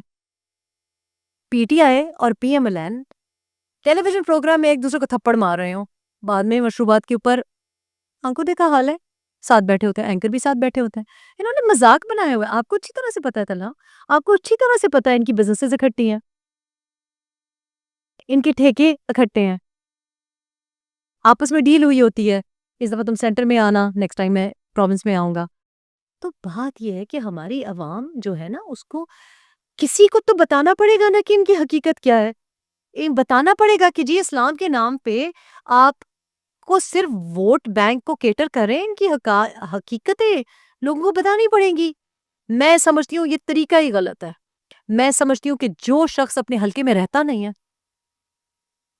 4-4 हलकों से किसी को भी इजाजत नहीं होनी चाहिए। ना बिलावल भुट्टो को NA 127 कोई लेना देना नहीं है। 80% स्विंग वोट वहां पे क्रिश्चियंस का था। वहां पे क्या काम है? ना वहां पे अता तारर का काम है, ना वहां पे बिलावल भुट्टो का काम है। जो बंदा पिंडी जाता ही नहीं है, उसको पता ही नहीं है उधर से उसके हल्के में क्यों आप लोगों का कसूर है, ये अवाम का कसूर है। You need to understand. जलसे पे लोग आप लेके आते हैं, कोचेस भर के आप लेके आते हैं, इनके कॉन्वॉय, इनके डाले, इनकी काली विएटे आप लोग भेज रहे होते हैं अपने घर गिरवी रख के कि जी इन्होंने कहा सिर्फ काले डाले आएंगे। आप रोजेस की पेटल्स इन पे फेंक रहे होते हैं, फिर असेस ये करते ओ इसके जलसे पे 1 लाख बंदा था, वो 1 लाख बंदा वो तो नहीं लेके आया जो बंदा लेके आया है। तो ये तो सारा सिस्टम ही गलत है जी। सबको जी ओ मेरा लीडर महान है, ये भी कल लीडर, वो भी कल लीडर। ये यक तरफा मोहब्बतें है ना, दे डोंट लव यू। अगर वो आपसे मोहब्बत करते तो इस वक्त एक बंदा जो जेल में बैठा है उसके लिए कैंपेनिंग हो रही है, और बाकी जो उसके लिए तंदूर वाला बेचारा मासूमियत में जलील हो गया है, उसका क्रिमिनल रिकॉर्ड बन गया है। इज्जतदार फैमिलीज की लड़कियां जो कि टिकटॉकर्स नहीं है और आप उनको इंटरव्यू भी नहीं करेंगे, उनके पुलिस रिकॉर्ड्स बन गए, उनकी जमानतों की बात नहीं हो रही। हर एक ने एक एक अपना एक कल्ट लीडर बनाया हुआ है जी। I love you, they don't love you, they don't love you. If they loved you वो आपके हल्के में रहता है, आपके किसी हल्के में पीने का पानी नहीं है। लाहौर में पीने का पानी नहीं है, फिल्ट्रेशन प्लांट्स नहीं है। कराची में पीने का पानी, कराची में तो खैर नलके में भी पानी नहीं है, ठीक है? और टैंकर के बारे में तो बात ही नहीं कर सकते, ठीक है? आप लोगों का पूरा सिस्टम ही गलत है। आप लोग शरीफ इंसान को पसंद नहीं, आप लोग नहीं पसंद करते। ये फील्ड मार्शल का कसूर नहीं है, ये आपके किसी भी चीफ ऑफ आर्मी स्टाफ का कसूर नहीं है, आपका कसूर है। आप लोगों की नज़र में इज्जत ही नहीं है जब कोई छोटी गाड़ी में पैदल चल के आ जाए। आप लोगों को पसंद है कोई धिक्के दे, कोई इम्पोर्टेड जूते पहन के आए, आपको नज़र नहीं आता? आप सराह रहे हैं कि वाह क्या लग रहे हैं, क्या लग रहे हैं भई। खुद आप लोग कहाँ से, ये जहाँ हम बैठे हुए हैं, खुद लोग लंडे के कपड़े पहन रहे हैं, उसमें भी गोरा पैसा बना रहा है।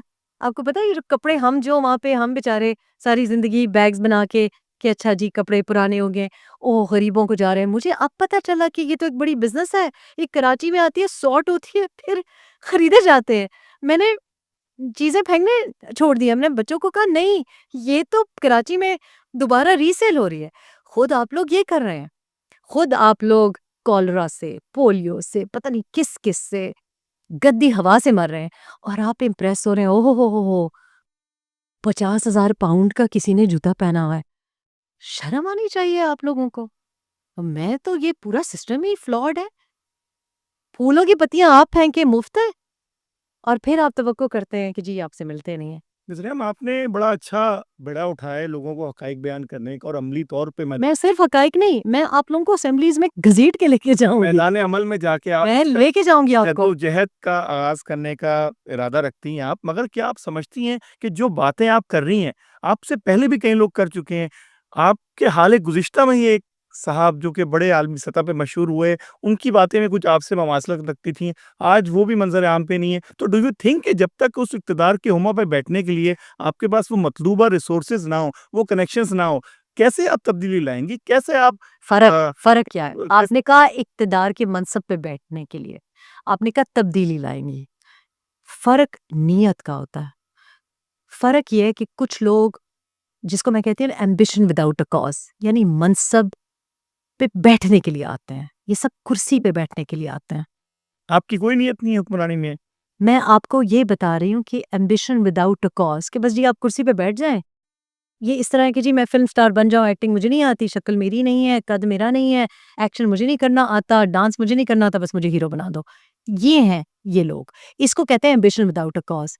बंदा अगर किसी मनसब पे आए तो वो कुछ कर तो सके, कुछ तो उसके पास इख्तियार हो।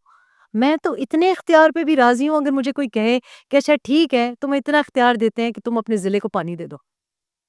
नहीं तो अ, देते हैं इख्तियार आप क्या? इख्तियार को तोहफ़तन लेने की पर आमादा क्यों हैं? आप बाकायदा इलेक्शन में वोट करके हासिल करके नहीं, ऐवान तक पहुँचे। मैं समझती हूँ कि एक अकेली रेहाम खान कुछ भी नहीं कर सकती। एक अकेला शख्स ना ढाबा नहीं चला सकता। आपको एक मैकेनिज़्म चाहिए होता है। इन सब लोगों के साथ क्या हुआ? फ़र्ज़ करें कि जिस शख्स की आप बात करें, फ़र्ज़ करें उसकी नीयत साफ़ थी। फ़र्ज़ करें कि एक्चुअली वो झूठ नहीं बोल रहा था। फ़र्ज़ करें कि जितनी लंबी तस्बीह बाहर उठाए होते थे वैसे ही थे। फ़र्ज़ करें कि ऐसा ही था। लेकिन जिस शख्स को काम ही नहीं करना आता, जिसको फ़ाइल ही नहीं खोलनी आती, जिसने कभी पढ़ा ही नहीं है, जिसको सारा वक़्त मतलब एक डिफरेंट लाइफ़स्टाइल मिली है, उससे तवक्को ही करना। तो आई थिंक कि इट इज़ इम्पॉसिबल कि without a system, without people who are like minded, जैसे मैंने कहा कि लोगों को जो हल्के से मैच करता है, जो हल्के में रहा है और जो कोई एक काम तो अपने मोहल्ले के लिए कर जाए, ये लोग तो इलेक्ट होते हैं, ये जाके बैठ जाते हैं इस्लामाबाद में, कौसार से बाहर नहीं निकलते, ये लोग वापस ही नहीं जाते अपने हलकों में। ये ज़रूरी है, ये है चेंज। सो मैं क्या चाहती हूँ? डेफ़िनिटली मैं चाहती हूँ कि सियासी तौर पे मैं नॉट ओनली कि मैं मुतहर्रिक हूँ, मैं लोगों को मुतहर्रिक करूँ कि मैं अकेली ना ऐवान जाऊँ। एक अकेली अगर मैं ऐवान में चली जाऊँ, तो मैं क्या चीज़ पास करवा सकूँगी? बात तो ये है ना कि किसान भी बैठा हो, स्कूल टीचर भी बैठी हो, बेवा भी बैठी हो, सिंगल मदर भी बैठी हो, दीर की किसी टाट के स्कूल से पढ़ा हुआ भी बैठा हुआ। हर एक की इसको कहते हैं हाउस ऑफ कॉमन्स या जो लोअर असेंबली, उसका मकसद ही होता है। और सेनेट का मकसद क्या होता है कि जिसकी अपर स्टोरी खाली ना हो, वो आके बैठे। मिस रेहाम, इंसान जब ज़िंदगी में आता है, तो अपने साथ जज़्बात भी लेके आता है, एहसासात भी लेके आता है। उसका हक है कि अपने जीवन साथी का इंतख़ाब भी करे। आपकी ज़िंदगी में भी ये मरहला एक से ज़ायद बार आया है और आप अल्हम्दुलिल्लाह इसको बड़ा हैपीली हम देखते हैं कि आप अपनी ज़िंदगी में खुश हैं और अल्लाह आपको मज़ीद खुश रखे। कुछ कहना चाहेंगी कि ये जो तजुर्बा आपके साथ हुआ, कैसा रहा और लोगों के लिए क्या एडवाइस देना चाहेंगी? देखिए एक्चुअली मैंने ज़िंदगी में, मैं तो हर एक को कहती रहती हूँ कि मत करो शादी, मत करो शादी। तो लोग कहते हैं ये तो बड़ी हिपोक्रिटिकल बात है, खुद 3-3 बार करके, लेकिन इसी वजह से कहती हूँ। आई थिंक कि मैंने नहीं इंतखाब किया, हर दफ़ा शादी ने मुझे इंतखाब किया है, मुंतखब किया है। Because I think I'm a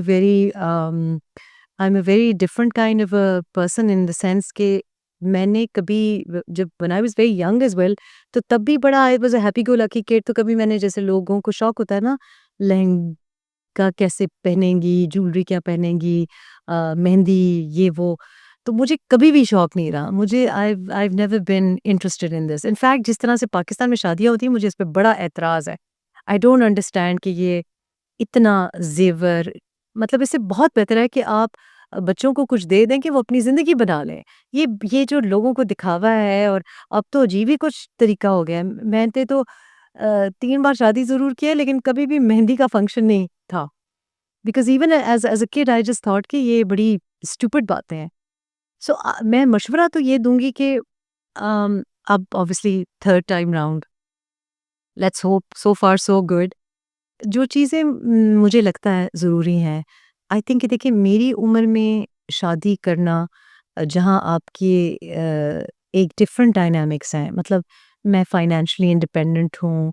मैंने इतना कुछ सहा है कि मैं बहुत सी चीज़ें अब ऐसी हैं कि जो एक यंग बच्ची जिनका मुकाबला नहीं कर सकती, उसको डराया जा सकता है, उसको धमकाया जा सकता है। फिर वन मस्ट नॉट फॉरगेट कि जब यंग उम्र में बच्ची की शादी होती है, जो कि जहाँ उसके बच्चे होने होते हैं, उन्होंने फैमिली इकट्ठी शुरू करनी होती है, उस वक़्त इसलिए मैं हानिया जैसी बच्चियों को ये कहती हूँ कि एक तो यंग उम्र में शादी इसलिए नहीं करनी चाहिए लड़कियों को, और अब शायद मेरा ख़्याल है लड़कों को भी, क्योंकि लड़की का फाइनेंशियली इंडिपेंडेंट होना अब एक मजबूरी बन गई है। आई विश कि ऐसा ना हो।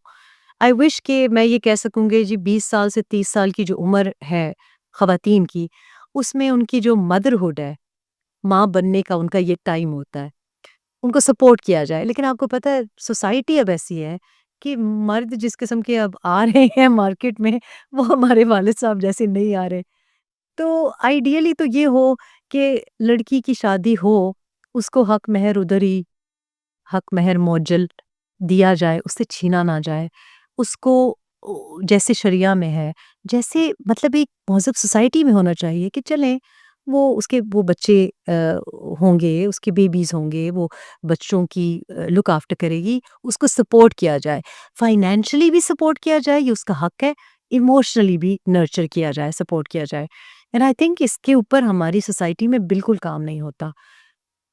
लेकिन चूँकि हालात ऐसे नहीं हैं, तो मैं वो एडवाइस देती हूँ जो मैंने अपनी बेटियों को दी है, कि पहले खुद सिक्योर हो जाओ, ताकि खुदा ना ख़ास्ता अल्लाह ना करे, लेकिन अगर ऐसी कोई मुश्किल हो तो आपका एक करियर ज़रूर हो। और वैसे भी मेरा ख़्याल है कि जब आप बच्चे पाल भी लेते हैं, तो सब लोग आपको छोड़ के चले जाते हैं, जो आपका करियर होता है ना, वो आपको कभी छोड़ के नहीं जाता। मेरे ऊपर ज़िंदगी में जितने भी मुश्किलात आई हैं, उसमें मेरे साथ मेरी फैमिली नहीं खड़ी रही। कोई जो कहते हैं ब्लड रिलेटिव या कोई फ्रेंड्स, वर्क जो आपका था ना, उसने मुझे सपोर्ट किया है। वर्क कॉलीग्स भी, आप जिनके साथ रोज़ काम करते हैं ना, आप उनके साथ ज़्यादा टाइम गुज़ारते हैं। वो आपकी टेम्परामेंट को भी ज़्यादा अच्छा समझते हैं। तो मैंने देखा, मेरा कोई अगर फिज़िकल एक्सीडेंट हुआ है, मेरी जो कॉलीग्स थे या जो मेरी टीम है, वो उन्होंने मुझे सपोर्ट किया मुश्किल वक़्त में। तलाक हुई या किसी ने कुछ कहा, उन्होंने सपोर्ट किया। इसलिए बिकॉज़ वो आपकी फैमिली है, एक्चुअल फैमिली वो है। सो ये मैं समझती हूँ बड़ा ज़रूरी है ख़वातीन के लिए।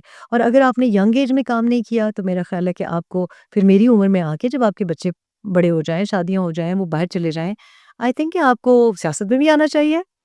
और जो भी आपकी ड्रीम है वो इस वक्त भी आप कर सकती हैं।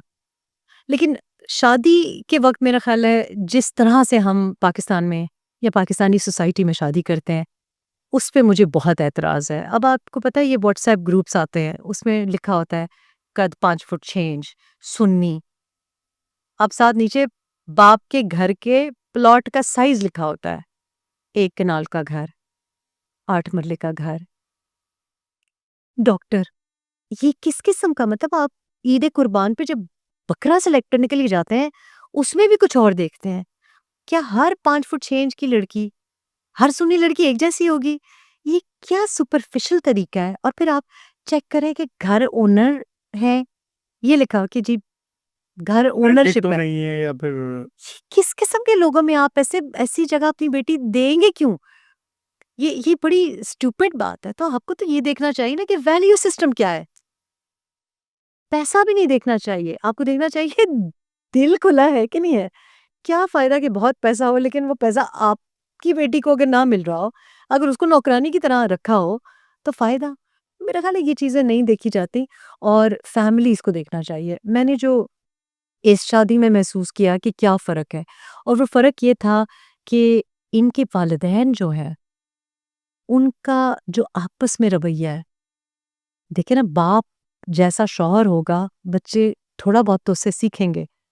तो बल्कि बड़ी फ़नी बात हुई, मैं एक दिन कह रही थी अपनी, हम चारों ग्रुप कॉल पे थे, तो मैंने अपनी जो अब सास हैं उनको कहा कि मैं इंटरव्यू पे ये मैंने कहा कि नहीं, वो एक्चुअली इनके वालिद साहब अच्छे शौहर हैं, तो इस वजह से ये बड़े जिस तरीके से वो हैं, तो कहती हैं मुझसे पूछो।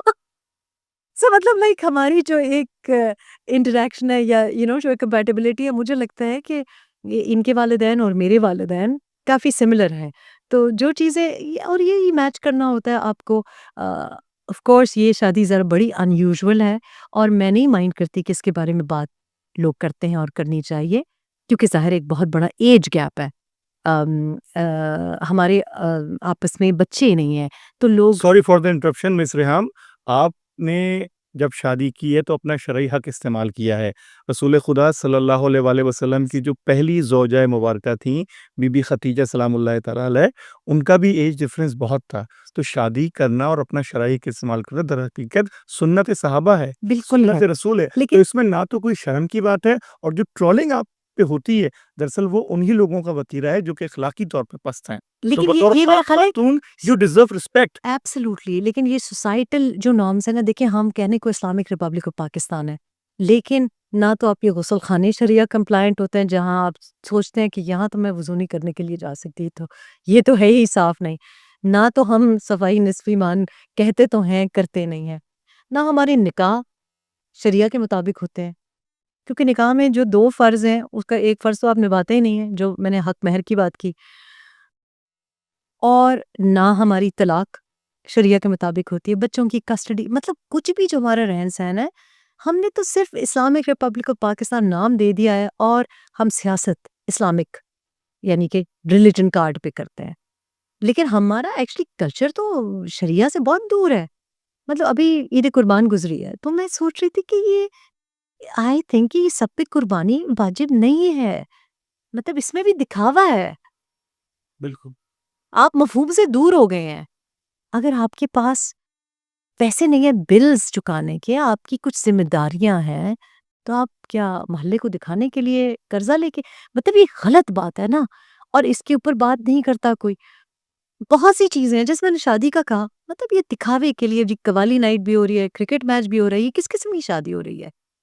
लेकिन जो बात है, जो हक महर की बात है, उसमें आपको लाख रुपए निकालते हुए तकलीफ़ होती है, यहाँ तक कि वो जो कॉलम्स जो निकाह में रखे जाते हैं खातून के हक के लिए, वो भी काट दिए जाते काट हैं, दिए जाते हैं। और औरत पढ़ती भी नहीं है। लेकिन देखिए, आपको एक्चुअली अगर आप शरिया के मुताबिक सोसाइटी चलाएं, जैसे आप भूटान वगैरह में आप देखें, वहाँ पे शादी से पहले एक ट्रेनिंग सेशन भी होता है, क्योंकि वो नहीं चाहते कि तलाक हो, बताया जाता है कि क्या हकूक हैं, क्या फ़राइज़ हैं, और आप देखिए वहाँ पे बड़ा अच्छा उनका जो मैरिटल सक्सेस रेट है। और फिर हर मकसद के लिए आप ना इस्लाम अपने उसके लिए मोड़ लेते हैं। अगर इस्लाम को आप समझें कि चले आप हम तो इस्लाम की बात करें या मुसलमानों की बात करें, आप यूके चले जाएं, उनका जो डिवोर्स प्रोसीडिंग्स है या जो फैमिली लॉ है वो एक्चुअली इज इंस्पायर्ड बाय शरिया, क्योंकि उनके लॉ में तो एक्चुअली तलाक थी ही नहीं ना। कैथलिक क्रिश्चियनिटी में तो तलाक थी ही नहीं। लेकिन अब जो लॉ बेस्ड है कि वो जो आपसे जवाज मांगते हैं या जो आपकी पहले डिवोर्स होती है फिर आपको एक फाइनल डिग्री मिलती है, वो इट्स बेस्ड ऑन हमारा जो सिस्टम है। लेकिन हम अपने सिस्टम से बड़े दूर हैं। हमने एक फैमिली स्ट्रक्चर को, जो हम सारी दुनिया में कहते हैं जी हमारा फैमिली स्ट्रक्चर बड़ा अच्छा है, बड़ा अच्छा है। क्या फैमिली स्ट्रक्चर है? आपका तो निकाह का तकद्दुस ही नहीं है। आप, मैंने जो अपनी ज़िंदगी में भी देखा है, ये आप नहीं कर सकते। आप उनको काफ़िर कहें, आप उनको क्रिश्चियन कहें, आप उनको जो मर्ज़ी एथियस्ट कहें, वहाँ ऐसा नहीं होता। हाँ, कुछ अपर एलीटिस्ट सोसाइटी में शायद होता, लेकिन बाय एंड लार्ज ऐसा नहीं होता कि जो हम जिस राह पे चल पड़े हैं। बच्चे हम पैदा कर रहे हैं, सड़कों पे पड़े होते हैं बच्चे, या छोटी-छोटी बच्चियों की, अगर आप बहुत अमीर हैं, इतना बड़ा आपने डिज़ाइनर बैग उठाया हुआ है, अपने बच्चे को उठाने के लिए आप एक एडल्ट आया नहीं रख सकते। 7 साल की बच्ची उठा रही होगी। कुछ अजीब ही हमारे कुछ नॉर्म्स बन गए हैं और ये सारी चीज़ें आई थिंक इनको एड्रेस करना चाहिए। तो ये जो मेरी शादी है, मैं चाहती हूँ कि लोग डिबेट करें इसके बारे में, क्योंकि बिल्कुल शरिया में या लीगली आप किसी बालिग शख्स से शादी कर रहे हैं, उनकी भी तीसरी शादी है। लेकिन चूँकि वो मर्द हैं तो उनसे वो तो मर्द तो तलाक याफ्ता कभी भी नहीं होता ना। लेकिन it is unusual because obviously सबसे ज़्यादा जो मुश्किल हमको हुई है इस शादी में, वो ये एज गैप की वजह से नहीं हुई। वो इस वजह से हुई है कि ज़ाहिर है वो उनकी सारी फैमिली अमेरिका में सेटल्ड है, वो खुद अमेरिकन नेशनल हैं और वो कराची छोड़ के गए हुए हैं और मैं वापस गाँव में रहना चाहती हूँ। तो वो थोड़ा-सा उनको प्रॉब्लम हुई बिकॉज़ बहुत सी चीज़ें उनके लिए बहुत शॉकिंग भी हैं। फिर आपको पता है जो रवैये हैं हमारी सोसाइटी में, जैसे मैंने कहा कि यहाँ पे ना आप, पता नहीं क्या वजह है कि पाकिस्तान में अ, अगर आप शादीशुदा भी हैं, तो मेरा ख़्याल है कि लोग उसकी रिस्पेक्ट नहीं करते। मतलब यहाँ पाकिस्तान आने से पहले मेरा ख़्याल था कि आप किसी के निकाह में हैं, आप शादीशुदा हैं, तो आप समझ जाएँगे लोग एग्जैक्टली। कि कमिटेड टेकन। लेकिन ऐसा नहीं है, क्योंकि पाकिस्तान में I will be very blunt, I find it very shocking. मैं सारी ज़िंदगी यूके में रही है, आप सोच नहीं सकते कि व्हेन यू आर सिंगल तो आप एक तमीज़ से पेश आते हैं लोगों के साथ। ये बड़ा बुरा समझा जाता है कि आप किसी की मनकुहा तो बड़ी दूर की बात है, किसी की गर्लफ्रेंड के साथ भी आप कोई मरासिम बढ़ाएँ, आपको वो बुरा-भला कहते हैं उस सोसाइटी में। और यहाँ तो मतलब कोई कोई वैल्यू सिस्टम, मतलब जो ऐसी बस्ती का शिकार है। Even though we are Islamic republic. But we are just बराए नाम जी, वी आर जस्ट बराए नाम। आई हैड टू टेक, मैंने अपनी बेटी को पाकिस्तानी स्कूल में से निकाला, वो बेचारी पाकिस्तानी बच्चा ही बन गई थी और वो शी रियली मिसेस पाकिस्तान। लेकिन मैंने देखा ये क्या हो रहा है, स्कूलों में ड्रग्स चल रही हैं, स्कूलों में किस किस्म की बातें हो रही हैं, एक वाहियाती है, एक हाथ दर्जा इमोरालिटी है। एंड आई जस्ट थॉट कि नहीं, इसको तो यहाँ से निकालना चाहिए। एंड आई थिंक इसके ऊपर और ये होता है रोल मॉडल्स की वजह से। जो ज़बान मैंने आपको कहा कि टीवी पे आप ज़बान इस्तेमाल कर रहे हैं, मतलब आप याद करें कि जो हम जिन एंकर्स को देख के हमें शौक हुआ कि हम जी प्रेजेंटिंग करें, ज़िया मोइनुद्दीन की ज़माने की मैं आपको बात करूं, या कसौटी प्रोग्राम जब होता था, तारिक उबैदुल्ला बेग। अजीज साहब, उबैदुल्ला बेग साहब, तो वो किस किस्म के, राहत काज़मी साहब बड़े अच्छे प्रोग्राम्स होस्ट करते थे एक्टिंग के अलावा भी। और अब मैं देखती हूँ, मैं सोचती हूँ ये कैसे, ये टीवी पे बैठा हुआ है, ये कैसे बातें कर रहा है, कपड़े से कैसे पहने हुए हैं, ज़बान जो है और ये आप एक मैसेजिंग कर रहे हैं कि सोसाइटी भी, you are making it, normalising it कि जी अच्छा डी किसी को थप्पड़ लगा मानसिक दिया। तौर पे हम गिरावट का शिकार हैं। आप नॉर्मलाइज कर रहे हैं, टीवी पे दिखा रहे हैं तो आपने नॉर्मलाइज कर दिया। आपने ये दिखा दिया कि जी ये एक्सेप्टेबल है। आप ऐसा करेंगे आपको नोटिफिकेशन मिल जाएगी। राइट। रियाम, आपसे जो आज हमने गुफ्तगू की है, हम तवक्का नहीं कर रहे थे कि आप इतना डिटेल में जाके हमसे बात करेंगी। आपका हमारे साथ जो वक्त गुजरा यकीनी तौर पे हमारे सुनने हमारे देखने वालों के लिए भी बहुत वैल्यूएबल साबित होगा।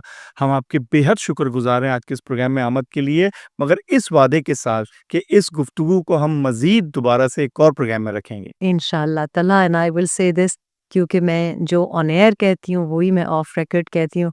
अगर I really think you did a very very good interview, और बहुत से सवालात आई थिंक कि बहुत से लोग भूल जाते हैं सवाल करते हुए, क्योंकि उन्होंने लिस्ट बनाई होती है और फिर वो उस लिस्ट से कि अच्छा नंबर सवाल नंबर 4 के बाद सवाल नंबर 5 पे जाना है, वो सुन नहीं रहे होते। It's very good to find someone के जो कि सुन के अगले सवाल पे जाए। So well done, I think I will definitely be coming back again. और शुक्रिया। Thank you. हम अपने नाजरीन के भी बेहद शुक्रगुजार हैं और अपने तमाम नाजरीन से दरख्वास्त करते हैं कि हमारे प्रोग्राम के मुतालिक फीडबैक से हमारे यूट्यूब चैनल पॉडकास्ट एट 5 पे हमें ज़रूर मुतला करें। आज की इस नशिस्त से हम इजाज़त चाहेंगे इस दरख्वास्त के साथ कि पाकिस्तान की खातिर ज़िंदा रहें, पाकिस्तान की खातिर उम्मीद पर रहें। पाकिस्तान हमारी जान, पाकिस्तान हमारी आन, पाकिस्तान जिंदाबाद।